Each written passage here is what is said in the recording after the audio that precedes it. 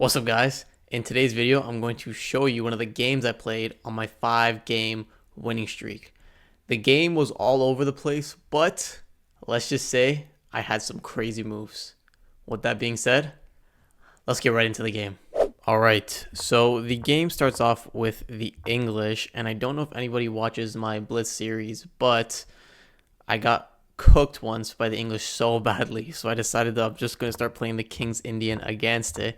So that's exactly what I do here. And after I bring out my knight to c6, my opponent brings out their knight to f3. I castle, get my king out of the center. Even though I do have this somewhat weak pawn, I know technically it's not a weak pawn, but when you're at the level that I'm at, it's sometimes very difficult to defend this pawn in the center. Well, that's at least something that I've had to experience. You know, I've had trouble defending pawns like that. Anyways, I simply move my knight into the center of the board, pretty much leaving this pawn open. It's like what I said, like I had trouble, and I always make mistakes like this. And luckily for me, my opponent did not take the pawn on e5, and I just reinforced it. After my opponent castles, I simply bring my light square bishop out to g4, trying to attack this knight, and my opponent tries to kick out my light square bishop, so I just trade off my light square bishop for their knight. And after some more simple moves for trying to control the center, my opponent tries to attack me. We take, and now the e file is now open. I'm moving my queen up to d7, and the reason I do this is because I want my rooks to look at each other.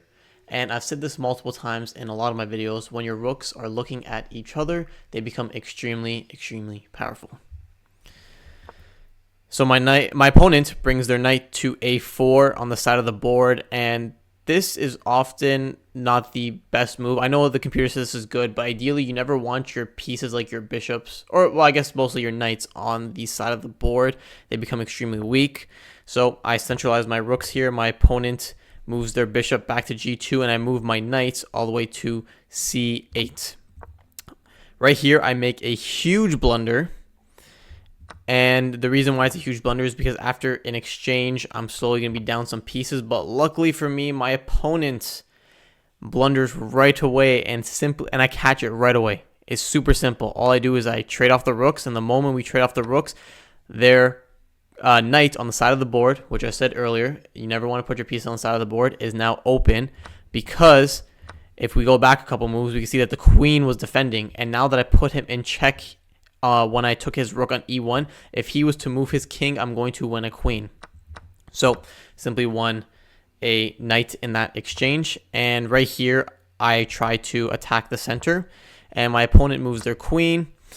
We exchange pawns on the c file, and it's right about here where my opponent makes another mistake, sort of trapping their light square bishop, but I do not capitalize on it.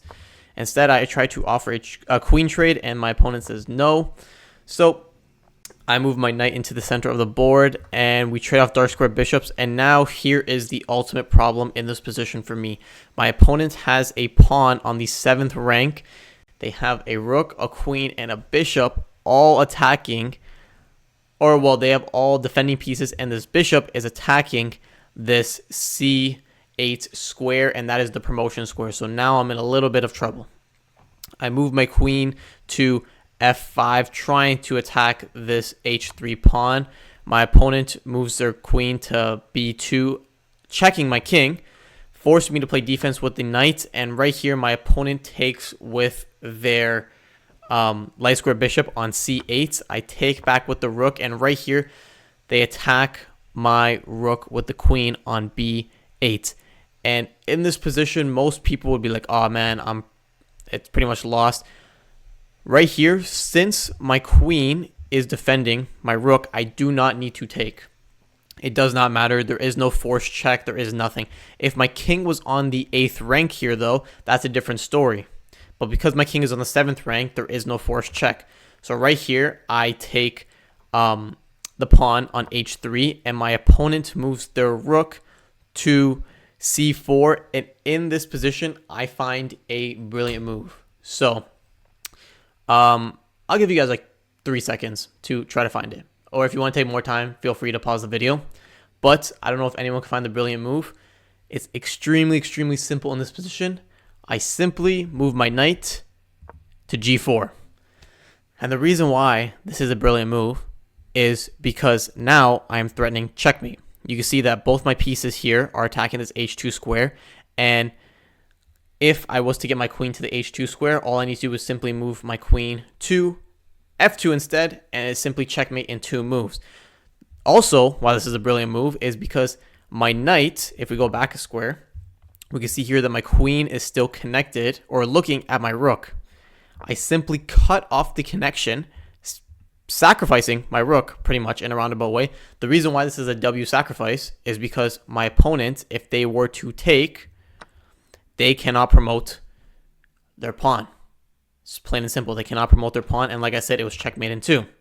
So after that, my opponent decides to sacrifice their rook. I take back. It's not the best move. The best move is actually moving their queen to b2, checking my king on this g7 square, but they couldn't find that.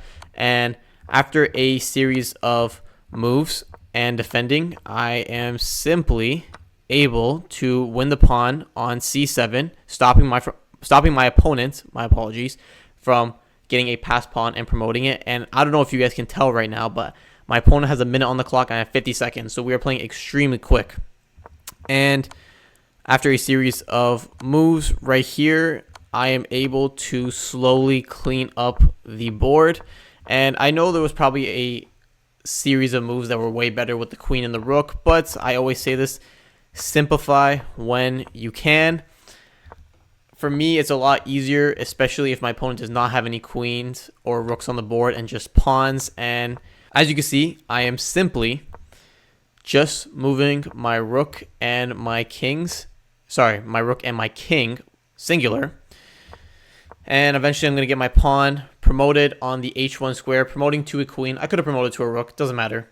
And it's GG. Not my best game, but it was a good one regardless. And like I said at the start of the video, I'm on a little bit of a winning streak, so I'm hoping to keep that going. I am currently sitting at 1459, and hopefully by the end of this month, I finally hit 1500. With that being said, thank you all for watching, and I'll catch you guys in the next video.